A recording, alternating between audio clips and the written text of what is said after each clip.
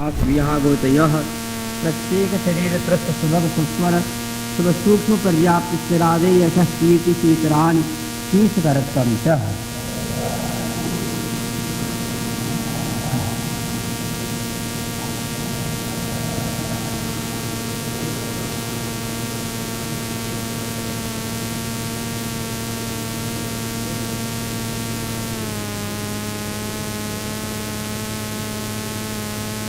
ये नाम प्रकृति के भेद हैं 42।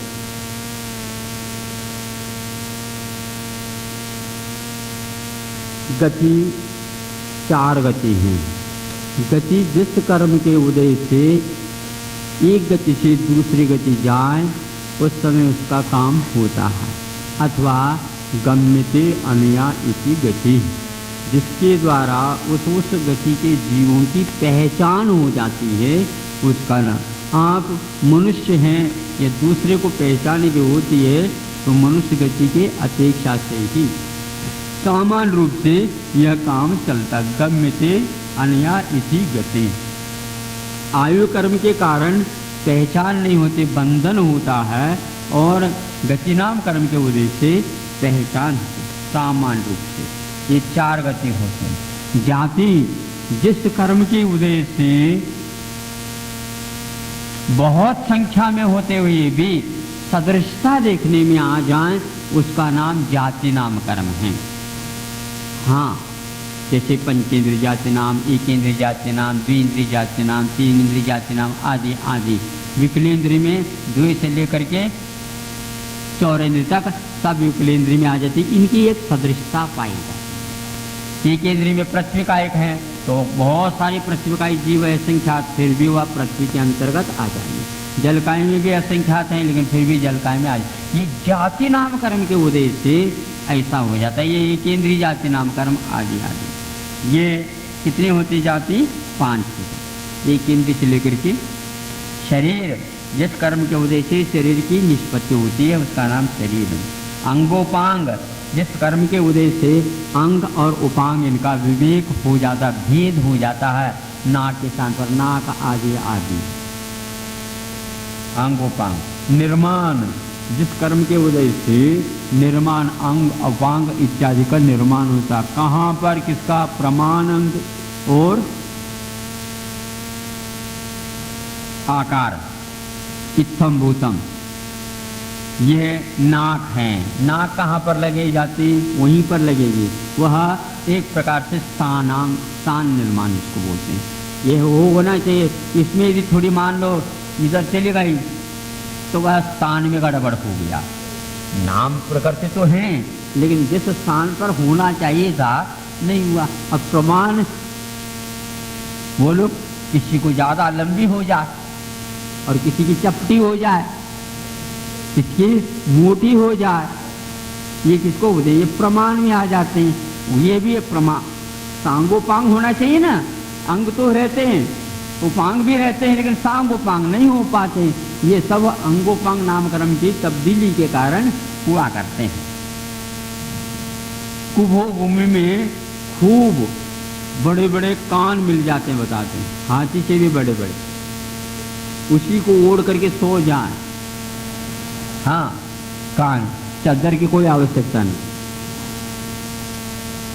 लिखा ऐसी है। दर्पण का मुख हो जाए, अब दर्पण देखने की कोई आवश्यकता नहीं। दर्पण तो अपने लिए देखना आवश्यक हो जाता है, लेकिन दूसरे के लिए दर्पण जैसा लगेगा, ऐसे आकृति मिल जाती है। ये सारे सारे अंगोपांग नामकरण के कारण। निर्माण, निर्माण हो गए। बंधन, जिस कर्म के उदय से शरीर की जो वर्गनाएं आए हैं अपने अपने, वो उनको एक में एक बना करके संश्लेष कर देने का नाम बंधन नाम का। ये यदि नहीं हो, नुक्ति तो बन जाए, लड्डू न बने। हाँ, क्योंकि बंधन नाम कर्म का उदय नहीं। फिसल जाए, फिसल जाए, फिसल, हाँ यूं हो जाए, फिसक जाए तो बंधन नाम। ये भी शरीर के 5 हो जाते हैं। संघात, बंधन तो हो गया लेकिन निश्चिद्र नहीं हो गया। जिस कर्म के उदय से छिद्र रहित हो जाए, ऊपर से लेंटर तो डाल दिया लेकिन क्यों नहीं लगा? क्यों? संघात नाम कर्म का उदय नहीं, इसलिए ऐसा।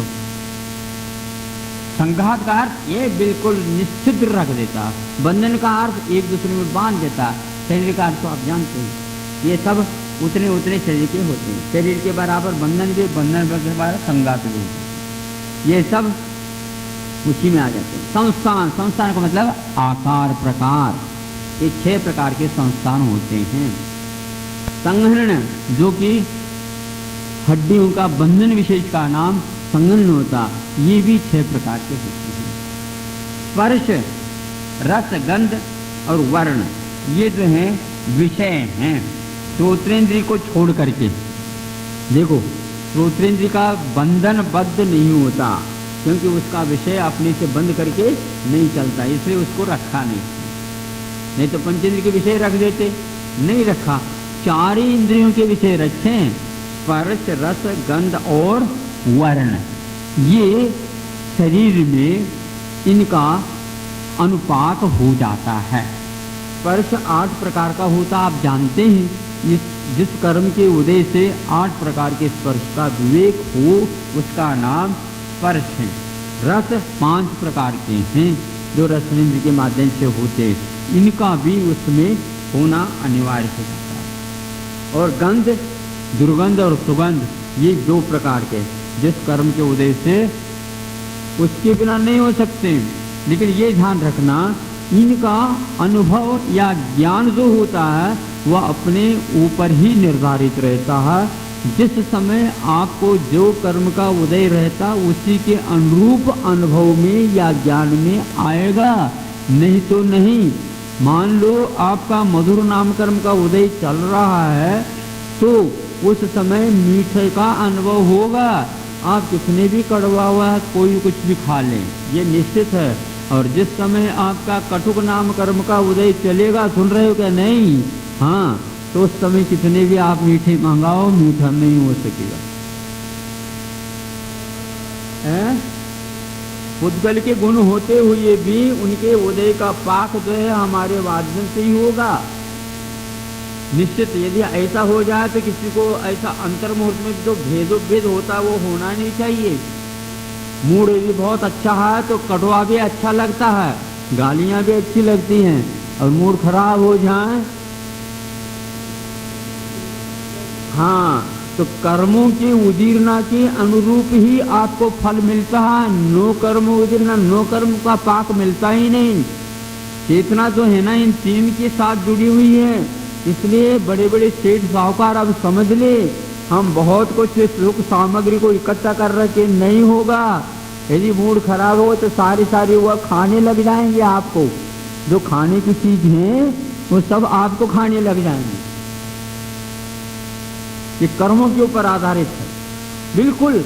आपका यदि मान लो उष्ण नाम कर्म का उदय चल रहा है इस समय, सर्दी कितनी भी लग ही नहीं सकते आप। ये नियम है, वैज्ञानिक तथ्य है। यदि मान लीजिए गर्मी के दिन में भी आपको शीत नाम कर्म का उदय हो तो गर्मी का अनुभव नहीं होगा।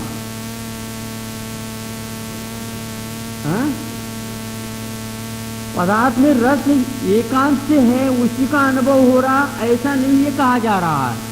पदार्थों में तो रस रहता है। हाँ, नीम को खाने से मधुर किस कर्म के उदय से हो रहा?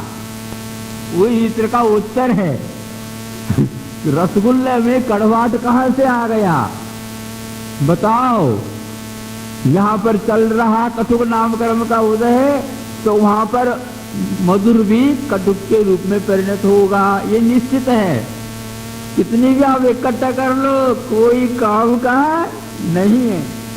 इसलिए महाराज जो है रिद्धि प्राप्त हो जाते हैं तो कैसे? वो शुष्क भी डाल दो, स्निग्ध हो जाता है। हाँ, रूखा सूखा दे दो तो अमृत बन जाता। मोहर सबीनम, तप्य सबीनम, अमी सबीनम, खीर सबीनम, ये क्या है? आप लोगों में नहीं आएगा, ये ध्यान रखना। ये कहां से आ गया? इस प्रकार की वह उजीरना होने लग जाती है? रस परीक्षा करने से ही अब होता है महाराज। रस परीक्षा करने से ही उत्पन्न हो जाता है। त्याग की महिमा है। आज तो 12 घंटे की त्याग है इन लोगों की। आप हाँ, करने की क्या आवश्यकता, तो त्याग करेंगे आप, त्याग करो, लेकिन तो आएगा तो सही। क्या करें, विज्ञान भी यही कहता है, प्रत्येक पदार्थ में मीठापन रहता है, लेकिन माने तभी। लवण रहता है और मीठापन रहता है, कोई ऐसा पदार्थ नहीं जिसमें मीठापन नहीं रहता। शुगर की बीमारी हो जाए तो गेहूं भी छुड़वा देते हैं। क्यों छुड़वा देते? गेहूं में बहुत मीठापन रहता है, और ऊपर से मीठा डालने की क्या आवश्यकता। कच्चू नहीं कह देते महाराज, केवल आटा है। आटा कैसे, उसमें मधुर भी है। चबाओ तो जितने चबाएंगे उतना मधुर आएगा। चलो आगे। अनुपूर्वीय, अनुपूर्व अजस्र, हाँ अनुपूर्व, ये भी 4 प्रकार के हैं। गति के अनुरूप अनुपूर्व, जिस कर्म के उदय से गति से गत्यांतर होते समय अनाहर्क दशा में पूर्व शरीर के आकार को बनाए रखने का नाम अनुपूर्व है।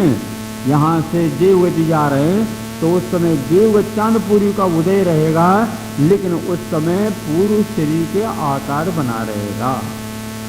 इसी प्रकार सब जगह अनुपूर्व। अगुर लघु, जिस कर्म के उदय से न ही जल्दी भार से वह गिरता है और न ही अर्कुतुल के समान उड़ता है, उसका नाम अगुर लघु है। उपघात, जिस कर्म के उदय से अपने ही आंगों पांग अपने ही घात के लिए कारणभूत हो जाते हैं। परघात, जिस कर्म के उदय से अपने आंगों पांग दूसरे के घात के लिए कारणभूत हो जाते हैं। आतप, जिस कर्म के उदय से आंखों में पीड़ा पैदा हो जाए, दूसरों को, स्व को नहीं, उसका नाम आतप नाम का है। उद्योत, जिस कर्म के उदय से आंखों के लिए अच्छा लगे, उसको उद्योत नाम कर्म, जो कि यहाँ चंद्रमा और सूर्य के बिंब में पाए जाते हैं। उच्छ्वास, अब देखो यहाँ पर आनापान नहीं लिखा इन्होंने, उच्छ्वास लिखा। यहाँ पर श्वास और उच्छ्वास दोनों को ले लेना, किंतु श्वास के माध्यम से दोनों में आ जाते हैं, ज्ञान हो जाता है। श्वास का अर्थ, जिस कर्म के उदय से हम श्वास को ग्रहण करके छोड़ सकते हैं, उसका नाम, इसके बिना होता नहीं। नाम कर्म का यदि मान इसका उदय में अभाव हो गया, प्राण निकल गए, रह नहीं सकते। विहाय गति, विहाय मैंने आकाश, आकाश में गति होती है। कैसी होती है? हाँ चलो उस समय होती रहती, नहीं तो हम धरती पर चल रहे हैं, आकाश में कैसे गति आकाश में होती है। पैर हम निक्षिप्त करते हैं धरती पर, चलते तो हम आकाश में, और एक पैर हम धरती पर रखते हैं, मतलब हमारे दोनों पैर टिक नहीं सकते। इसी का नाम मनुष्यों का चलना। चलने का अर्थ आकाश में चलते हैं, एक पैर धरती पर रखते हैं। सब कैसे, ये प्रशस्त और अप्रशस्त 2 प्रकार के। प्रत्येक शरीर, प्रत्येक अगर अलग नहीं है, एक जीव के लिए भोग के लिए एक शरीर प्राप्त हो जाता है, जिस कर्म को उद्देश्य उसको बोलते हैं प्रत्येक शरीर नाम कर्म। त्रस, जिस कर्म के उदय से भी 2 इंद्रिय आदि प्राप्त हो जाते हैं, उसका नाम त्रस, अथवा एक स्थान से दूसरे स्थान पर जाने का नाम भी त्रस। किंतु त्रस का अर्थ एक स्थान से दूसरे स्थान पर जाना, इसी का नाम नहीं लेना चाहिए। तो भाग, जिस कर्म के उदय से जो जीव कुरूपी भी होगा तो भी प्रिय लगेगा, और जिस कर्म के उदय से मान लीजिए रूप भी अच्छा है लेकिन वह अच्छा न लगे, तो उसका नाम दुर्भग नाम है। ये 2 प्रकार के। सुस्वर, जिस कर्म के उदय से वाणी बहुत अच्छी लगे, ये सुस्वर नाम, ये 13वें गुण स्थान तक चल सकता। सुनो, केवल ज्ञान होने के उपरांत उनकी वाणी अच्छी नहीं लग सकती, क्योंकि दुष्वर नाम कर्म का उपदेश चल सकता। और जिसके पास मान लो सम्यक दर्शन, सम्यक ज्ञान, सम्यक चरित्र है ही नहीं, और फिर भी बोलते हैं तो बहुत सुनने की इच्छा हो जाए। ये किसकी करामत है? वाणी। इसलिए किसी को आपकी वाणी किसी को अच्छा नहीं लग रही तो ऐसा नहीं समझे कि आप निचलते हो गए, ऐसा नहीं। वाणी में ही इस प्रकार कड़वाहट जैसे लगता। वाणी किससे शुभ, जिस कर्म के उदय से कांति शरीर की रमणीयता में बनी रहे, शुभ है। अशुभ भी इसकी विपरीत होगा, बाद में बता देंगे। सूक्ष्म, जिस कर्म के उदय से घात को प्राप्त न हो और किसी को घात न करें, उसका नाम सूक्ष्म नामकरण। पर्याप्ति, पर्याप्त नामकरण का उदय ये है जिस कर्म के उदय से पर्याप्ति को एक प्रकार से इंद्रिय पर्याप्त है, शरीर पर्याप्त है, आहार पर्याप्त है, सामान्य रूप से साथी करके 4 हो जैसे मान लो, इनकी पूर्णता होना चाहिए तो वह पर्याप्त माना हो। प्रारंभ तो हो जाए लेकिन पूर्णता नहीं हो तो उसको बोलते लगवा कुछ भी नहीं उपभोग हो सके, बैठ ही नहीं सकते। वाहन बहुत अच्छा ला करके रख दिया, अरे वाहन में बैठने की भी तो हिम्मत चाहिए। तो भोग अंतराय कर्म का उदय चल, ये सब अंतराय कर्म, वीरांतराय कर्म का उदय। वीरांतराय कर्म का उदय जब चलता है, सब कुछ होते हुए भी शक्ति क्षमता नहीं होने से कुछ भी नहीं कर सकते। आदित्य श्रीनाम अंतराय 30 सागरोपम कोटि कोट्य परा स्थिति ही। अब स्थिति कर्म का, स्थिति बंध का वर्णन चलता है। आदित्य का मतलब पहले हम प्रकृति बंध का वर्णन करे आए हैं, ज्ञानावरणी, दर्शनावरणी और वेदनी। आदित्य श्रीनाम ये हो गया, ज्ञानावरणी, दर्शनावरणी और वेदनी। पहले सूत्र देखो, 4 नंबर सूत्र उसमें आया ये 30 कोड़ा कोड़ी सागरों प्रमाण परा मैंने उत्कृष्ट स्थिति है।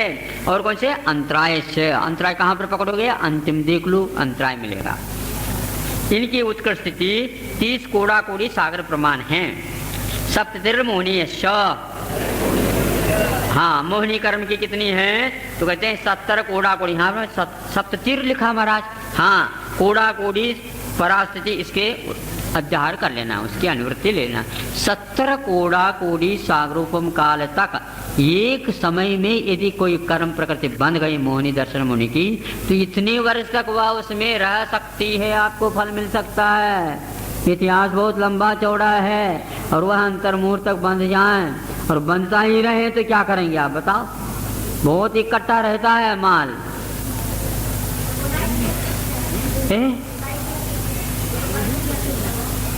स्थिति इसमें इतनी पड़ गई, इतनी समय तक इसके अपना असर डालने की क्षमता रहते, वही निषेक रहते हैं, ऐसा नहीं। लेकिन उसकी धारा एक समय में बंधी हुई जो कर्म वर्गनाएं आई हैं वो इतने काल तक अपना असर दिखा सकते हैं। और आबादा काल पड़ जाता अंतर्मुहूर्त, और वह अंतर्मुहूर्त से लेकर के 7000 वर्ष तक इसके उत्कृष्ट आबादा काल निर्धारित किया गया। तब तक तो वो कोई बाधा नहीं होगी। ऐसा विमशितिर नाम गोत्रयोहु, नाम और गोत्र इन दो की उत्कृष्ट स्थिति परास्थिति लगा देना। विमशिति मैंने 20 कोड़ा कोड़ी सागर प्रमाण है। 33 सागरोपमान न्याय विषय। आयु कर्म के लिए उत्कृष्ट जो है कितनी पड़ती है? 33 सागरोपम प्रमाण। कौन? नारकी और देवों की अपेक्षा। अपरा, अब अपरा मने जगन स्थिति। 12 मुहूर्ता वेदनीय, ये 12 मुहूर्त वाली वेदनी की अपरा मतलब जगन्य। जगन्य का अर्थ यहाँ पर बिल्कुल जगन्य है। इसके बाद अब अंत कुछ कम नहीं हो सकता, यह इसकी है। मध्यम जितने भी हैं वह उत्कृष्ट के अभाव में सारे मध्यम में आ जाएंगे। जगन्य और बीच के बीच में मध्यम हो। नाम गोत्रयो रष्टौ, नाम और गोत्र इन दो के लिए जो है 8 मुहूर्त तक पढ़ सकते हैं। शेषा नाम, अब इन शेष कितने रह गए, वो सारे सारे अंतर मुहूर्त उसकी जगन स्थिति होती है। अब यह स्थिति का प्रकरण समाप्त हो गए। विपाकोनुभवः, विपाक भी द्रव्य क्षेत्रादि निमित्त वशात भी विशेष रूपेण पच्यते इति पाकः। द्रव्य क्षेत्र काल भाव के अपेक्षा से जो जिसकी प्रकृति पड़ी है उसी के अनुसार तारतम्यता को लेकर के आपके काम में आने वाला है। काम में जो आता है वह प्रकृति के अनुरूप आता है, फिर भी उसमें तारतम्य पड़ जाता है द्रव्य क्षेत्र काल भाव की अपेक्षा। आपने सर्वार्थ सिद्धि में पढ़ी होगी, यदि नहीं पढ़ी तो पढ़ने का प्रयास करो और उसको समझने का प्रयास करो। उन्होंने ये कहा है किसी का बहुत उत्कृष्ट प्रशस्त प्रकृति का अनुभाग चल रहा है किंतु द्रव्य क्षेत्र काल प्रतिकूल है, तो उसी के अनुरूप उसका उत्कृष्ट फल न मिल करके घटियाई फल मिल जाता है। भाव के अनुसार मुख्य रूप से ऐसा चलता है। यदि मान लो आपने बहुत ही अच्छी साधना करके और ऐसा एक मिष्टान तैयार कर दिया और सब लोग बैठ करके मित्र मंडली के साथ बैठ करके अब उसका सेवन करने वाले हैं, और उस समय आपके कर्म के उदय में ऐसा आ गया, कोई वियोग हो गया या धन का वियोग हो मान लो, या कोई किसी व्यक्ति का वियोग हो गया, कोई किसी के साथ कलह हो गया, कोई और कुछ भी घटना घट गई, वो सारा का सारा वातावरण वहाँ पर क्या हो गया, रंग में भंग हो गया, मंगल में दंगल हो गया। अब क्या करें, सब चला, इतना उत्कृष्ट चल रहा था और इसके निमित्त से सब निकल गए। इसको बोलते हैं विपाक, विशेष रूपेण द्रव्य क्षेत्र आदि निमित्त वशात पच्यते इति विपाक। विचित्रता है ये, और किसी को इतना प्रशस्त अनुभाग था ही नहीं, लेकिन थोड़ा था, लेकिन ऐसा योग मिल गया उसके कारण वह भी और ज्यादा मीठा हो गया। जैसे आनंद, मान लो आहार होना था, आहार आपके यहाँ हो गया और उसमें नमक डला ही नहीं, जो कुछ था वही बहुत अच्छा लग गया। आज अच्छा पिक्चर से कोई मतलब नहीं है, उसमें तो नमक भी नहीं डला था, तो प्रतिदिन नमक के बिना चलता नहीं था। आज कैसा चल गया, क्योंकि आज आहार हो गया था, तो आहार हो गया था, तो आहार मान लो दूसरे दिन भी हो जाता है, लेकिन मन चाहे यदि नहीं होता है तो आनंद का अनुभव नहीं होता। इसीलिए थाली की ओर मत देखो, हाँ वह जो कुछ भी है वो भावों के ऊपर डिपेंड है। अच्छा यदि भाव करके करते हैं तो सबसे अच्छा है, और बुरे भाव के साथ करते हैं तो अच्छा भी बुरा होता चला जाता है। नहीं समझे? अन्यथा गिरी गुफाओं में रहने वाले मुनि महाराज कैसे प्रसन्न रह सकते हैं? रूखा सूखा भी होता है तो फिर भी वह मधुर कैसा बनता? मन ही सब कुछ है बंधु, परिणाम ही सब कुछ है। कुटिया में नींद अच्छी लगती है, भवन वालों को पूछ लो क्यों नहीं लगती हैं? 8 खंड मकान में क्यों नहीं लग रही नींद? क्योंकि पड़ोस में 12 खंड का मकान खड़ा हो गया।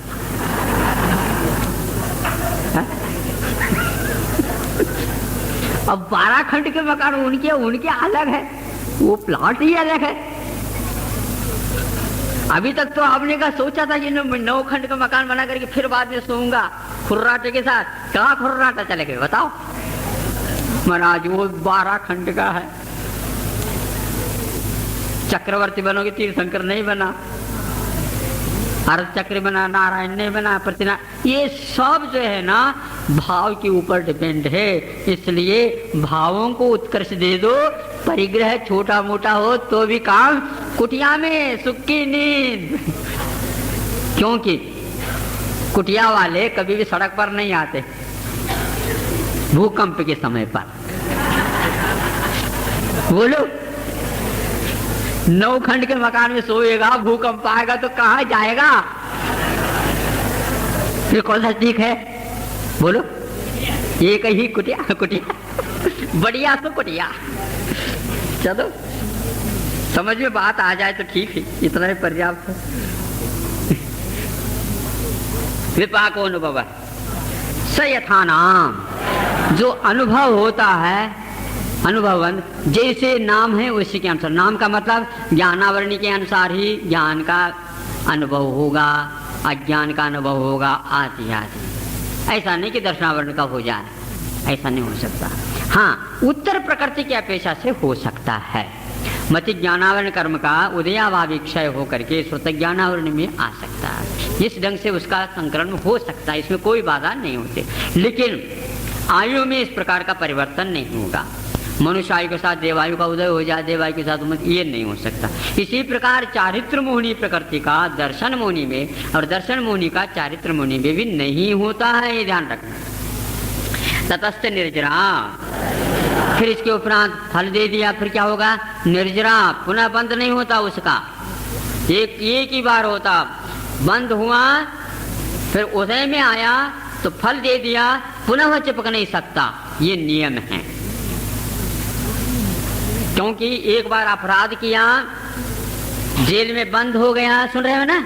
हाँ सुन रहे, और थोड़ा सा 10 मिनट।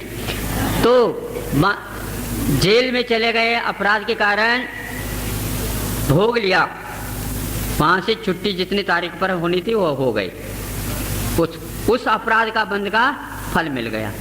पुनः अपराध करेंगे तो पुनः जेल होगी। जेल से बाहर निकले तो पुनः जेल में बंद नहीं किया जाएगा।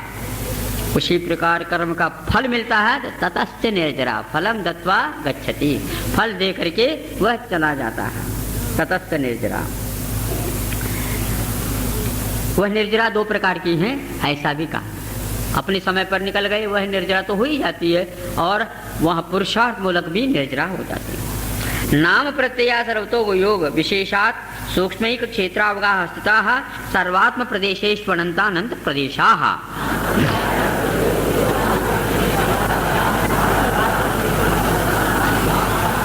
अब ये प्रदेश बंद की बात आ गई है, 3 बंदों के कथन हो चुके हैं, अब प्रदेश बंद की बात आ रही है। नाम प्रत्यया, ये जैसे ज्ञानावरणी, दर्शनावरणी, मोहिनी आदि आदि, ये जितने भी 8 हैं कर्म या उत्तर प्रकृति हैं, उनके अनुरूप ही, उनके नामानुकूल ही वर्गनाएं उन प्रकृतियों में ढलने की योग्यता को लेकर के रहती हैं। प्रत्येक आकाश के प्रदेश पर इस प्रकार की बिछी हुई वर्गनाएं हैं, गैप नहीं है। ये प्रत्यय, ये योग विशेष से आत्मा के एक क्षेत्रावगाह स्थित होती हैं, जो कि संख्या में अनंतानंत रहती हैं। वो चलने फिरने वाली नहीं रहती हैं, अपने स्थान पर स्थिर रहती हैं। तो वो आत्मा के योग से बंध को प्राप्त हो जाती हैं। देखो यहाँ पर स्थिति और अनुभाग बंध के लिए तो कषाय को नियुक्त किया है, तो प्रदेश और प्रकृति बंध के लिए योग को नियुक्त किया है। योग के द्वारा ये विभाजन होता है और किसी के लिए नहीं। तो इसीलिए योग भी बंध का कारण है, तो इसमें स्थिति और अनुभाग नहीं पढ़ना चाहिए था। लेकिन आचार्य कहते हैं ऐसा नहीं, उसके साथ कषाय रहेगा तो अंतर्मूर्त कम से कम भी बांधेगा, नहीं है तो आबादा काल को लेकर के वो काम करता है। किंतु केवल योग के द्वारा जो बंद होता है उसमें आबादा की व्यवस्था नहीं रहती है, यानी एक समय के उपरांत दूसरे समय में वह समाप्त होने वाले। कैसा है उदाहरण दे दें, जैसे वर्षा होती है, वर्षा होती है तो ऊपर से पानी गिरता, टीन के ऊपर, टीन क्या बोलते हैं इसको, टीन के ऊपर गिर गया, गिरते ही वहां से लुढ़क करके नीचे आ जाता, वहां रुक नहीं सकता। 200 इंच 400 इंच भी वर्षा हो जाए तो यहाँ पर दूसरे समय में वहां पर पानी नहीं रहेगा, कहाँ चला जाएगा, टिक ही नहीं सकता। लेकिन वह टीन जो है गीला होता है कि नहीं होता है ना, गीला होने का नाम ही बंद है। दूसरे समय में वह सूख जाए, ये बात अलग है।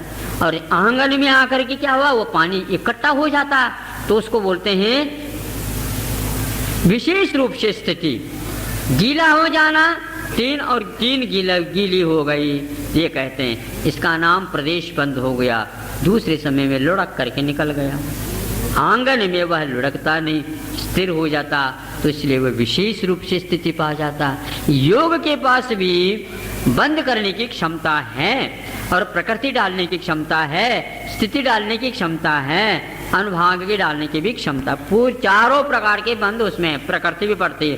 केवल योग के द्वारा कौन सी प्रकृति बंद होता है? तो केवल साता का ही बंद होता है और कोई भी कर्म उस समय नहीं आते। तो साता के रूप में परिणत होने वाली प्रकार वर्गणाएं पूरे के पूरे परिणत हो जाती हैं। इस प्रकार ये प्रदेश बंद का कथन है। कुछ लोग कहते हैं प्रदेश बंद होने के उपरांत स्थिति बंद होता है। तो हम ये पूछना चाहते हैं, प्रदेश बंद होने के उपरांत यदि स्थिति बंद होता है, स्थिति पहले नहीं पड़ती है, बाद में स्थिति पड़ती है, तो एक समय तो कम ही स्थिति पड़ेगी। यदि आश्रव के बांध बंद की व्यवस्था आप करते हैं, बहुत अच्छा विषय है, ध्यान रखना कि आश्रव का समय पूर्व में और बंद का समय उत्तर में, ऐसा यदि आपकी धारणा हो जाए तो यह हमारा कहना, जिस समय आश्रव हुआ उसका एक समय हमें निकाल देंगे। मंजूर हो तो देख लो, कोई बात नहीं। तो ऐसा उदाहरण हम दे देंगे, द्वितीय गुणस्थान में एक समय के लिए टिका, चतुर्थ गुणस्थान से उतरा, एक समय के लिए टिका, वहां पर जो आश्रव हुआ दूसरे समय में वो मिथ्यात्व में गया, वहां पर बंद होना चाहिए, यहाँ पर बंद नहीं होना चाहिए। तो अनंतानुबंधी संबंधी जितने भी प्रकृतियों का वहां पर आश्रव हुआ, एक समय के लिए हुआ, दूसरे समय में मिथ्यात्व में आ गया, तो पहले समय में जो आश्रय हुए तो उसका बंद ही नहीं पड़ा, दूसरे समय में मिथ्यात्व संबंधी बंद होगा, इसलिए यह निर्बंध दशा द्वितीय गुणस्थान में सिद्ध हो गई। दूसरा उदाहरण हम और दे देते हैं, 11वें गुणस्थान में गया, उपशम श्रेणी मान करके, वहां पर ऐरापत आश्रव हुआ, एक समय वर्ते हुआ नहीं, दूसरे समय में वह मरण को प्राप्त हो गया या तात्कालिक मरण को प्राप्त हो गया, दूसरे समय में वह देवगति में चला गया। 11वें गुणस्थान में जो साता का आश्रव हुआ था उसमें स्थिति नहीं पड़ सकेगा, क्या करोगे आप? बंद नहीं पड़ सकता, क्योंकि बंद तो दूसरे समय में, या तो वहां पर 11वें गुणस्थान में बंद न मानो एक समय के लिए, तो हम स्वीकार करते हैं, लेकिन ऐसा होता नहीं, बंद होता। इसलिए बंद निर्बंध इस व्यवस्था को आप गोमत्सरादि ग्रंथ से पढ़ सकते हैं। अब आगे बढ़िए, तद्वेद शुभायुर्नाम होत्राणि पुण्यम। इन सब प्रकृतियों में कुछ प्रशस्त प्रकृति जिसको पुण्य प्रकृति बोलते हैं, कुछ अप्रशस्त प्रकृति प्राप्त प्रकृति होते हैं। इस प्रकार दो विभाजन कर देते हैं। साता वेदनी शुभ आयु कौन से? मनुष्य आयु, देवायु और तिरंच आयु शुभ आयु मानी जाते हैं, नरक आयु अशुभ मानी जाती है। नाम के कुछ ऐसी प्रकृति हम इस गति नाम है ना, ये 11वें सूत्र से बता देंगे। गोत्र में उच्च गोत्र शुभ है। इस प्रकार ये सब पुण्य प्रकृति हैं। अतोन्यत पापन, उससे आगे जितनी प्रकृति रह गए सब पाप है। असाता वेदनी नरकायु और नीच गोत्र और नाम संबंधी प्रकृति आप पढ़ लीजिए 11वां सूत्र। गति में 42 प्रकृति, इनमें से विभाजन कर लेते हैं। गति, मनुष्य गति और देवगति, ये दो ही गति शुभ मानी गई और दो शेष पाप। जाति में एक इंद्रिय से लेकर के चौरेंद्रिय जाति नाम कर्म तक सारे के सारे पाप प्रकृति हैं, एक पंचेंद्रिय पुण्य। शरीर में 5 पुण्य प्रकृति हैं, अंगोपांग ये भी पुण्य प्रकृति हैं, निर्माण भी पुण्य प्रकृति, बंधन भी, संगात भी, ये सारे पुण्य प्रकृति। संस्थान में एकमात्र समचतुर संस्थान मात्र है, 5 शेष पाप प्रकृति। उसी प्रकार वज्रविष नाराज संघनन एक पुण्य प्रकृति, बाकी जितने भी पाप प्रकृति। देखो ध्यान रखना, उत्तम संघनन में 2 संघनन और रह जाते हैं, यद्यपि वो पाप प्रकृति हैं, फिर भी उनको ध्यान में कारण माना है। लेकिन ध्यान में कारण होते हुए भी उनको केवल ज्ञान की प्राप्त कराने का श्रेय नहीं जाता, केवल ध्यान के लिए वह कारण है। शुक्ल ध्यान भले कर ले, लेकिन द्वितीय शुक्ल ध्यान उनके निमित्त से नहीं हो सकता। हाँ, 11वें गुणस्थान में जिसके यहाँ द्वितीय शुक्ल ध्यान होता है वहां पर एक काम में आ सकते हैं, लेकिन तृतीय शुक्ल ध्यान, चतुर्थ शुक्ल ध्यान के लिए अंतिम शुक्ल ध्यान अंतिम ही चाहिए। ये संगणन, इनमें से एक ही बात बचे नारद संग, बाकी सब स्पर्श रस गंध और वर्ण, ये सारे सारे पुण्य प्रकृति भी होते हैं और पाप प्रकृति भी होते हैं। अनुपूर्व में तिरंज गच्छानुपूर्वी और नरक गच्छानुपूर्वी, ये दो गच्छानुपूर्वी पाप प्रकृति हैं। अगुर लघु पुण्य है, उपघात पाप प्रकृति हैं, परघात पुण्य प्रकृति हैं। आतप उद्योत उच्छ्वास, आतप और उद्योत ये सारे सारे पुण्य प्रकृति हैं। विहायोगति में अप्रशस्त विहायोगति या पाप प्रकृति है। प्रत्येक तो पुण्य प्रकृति है और साधारण जो है ये पाप प्रकृति। साधारण किसको बोलते हैं कि अनंत जीव मिलकर के एक शरीर के माध्यम से निर्वाह करते हैं, ये साधारण नामकरण का होता है। वीआईपी रूम अलग है यहाँ पर है? वो प्रत्येक है और बाकी साधारण है। कोई भी आकर कहीं भी रुक जा बोलता, ये साधारण, ये सभा जितने साधारण नामकरण का वजह है। सभा में सारे सर बैठे हैं, अनेक मिलकर के एक शरीर के माध्यम से काम लेते हैं। ये ध्यान रखो, शरीर तक अलग अलग नहीं मिलता, ऐसी पाप प्रकृति भी हो जाती है। इसका नाम साधारण नामकरण। पुण्य प्रकृति है, तावर भी पाप प्रकृति है, दुर्भाग पाप प्रकृति है, दुष्पर पाप प्रकृति है, अशुभ पाप प्रकृति है, सूक्ष्म पाप प्रकृति है। ये सूक्ष्म क्यों लिखा है यहाँ पर? बहादुर लिख देते हैं, नहीं इसलिए नहीं लिखते। सूक्ष्म बचत है, इसमें एक अक्षर कम है, इसलिए पर्याप्ति है। अपर्याप्त नामकरण का वजह यह भी अशुभ है, अस्थिर है, अनादि है, अस्थिर है, ये सारे सारे पाप प्रकृति। इस प्रकार यहाँ अष्टम अध्याय बंध का विश्लेषण करने वाला चला गया। अब कौन सा आ गया? कल जो है संवर और निर्जरा की बात कही जाएगी। अब मोक्ष मार्ग अब चालू हो गया हमारा कल से। अभी तक तो आश्रव मार्ग आदि चल रहा था, जो कि संसार के कारण भूत थे। जल चंदन अक्षत फूल चारु चत दीप धूप अति फल लावे, पूजा को ध्यानत जो तुम जानत, सो नर ध्यानत सुख पावे। तीर्थंकर की धुनि गण धरुने, सुनि अंगर चे चुनि ज्ञानमयी, सोझे नवर वाणी।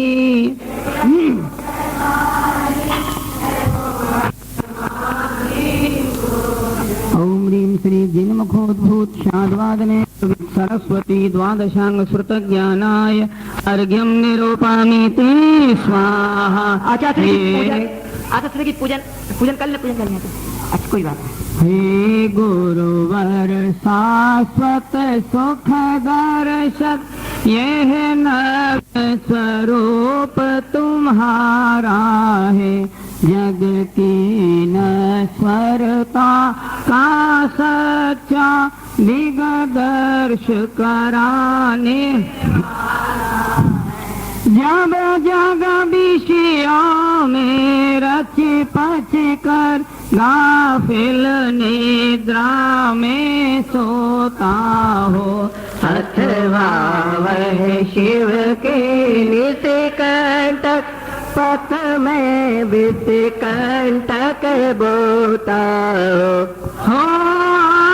निशा का सन्नाटा, वन में वनचारी चर